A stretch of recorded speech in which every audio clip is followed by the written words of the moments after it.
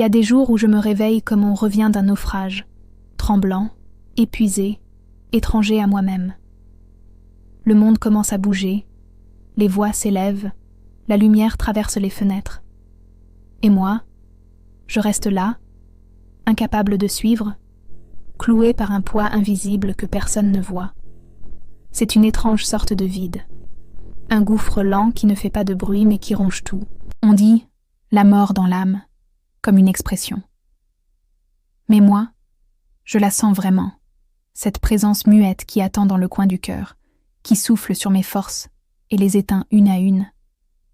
Ce n'est pas mourir, c'est vivre à moitié, respirer sans être certain d'en avoir envie, marcher comme si mes pas s'enfonçaient dans de la nuit liquide.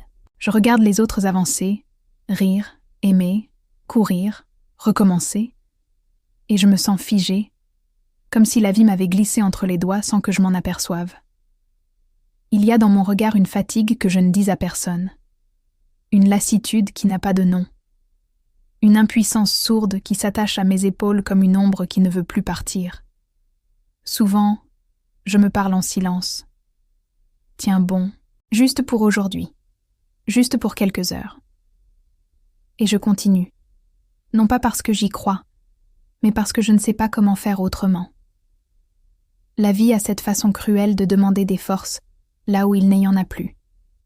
Elle exige, elle presse, elle avance. Et moi j'ai l'impression de tenir un mur qui s'effondre avec des mains trop faibles.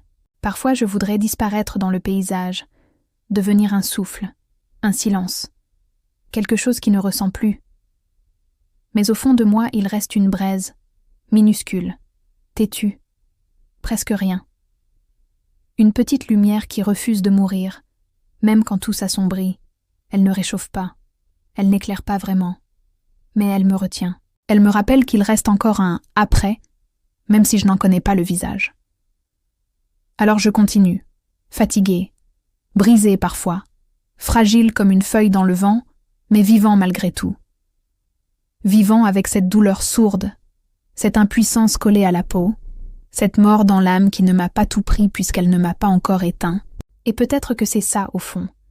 Une résistance silencieuse, presque invisible, mais réelle. Une façon de dire, même dans l'ombre, je tiens encore, même si personne ne le voit. Si vous aussi vous vous reconnaissez dans ces mots, sachez que vous n'êtes pas seul. Ne portez pas ce poids seul.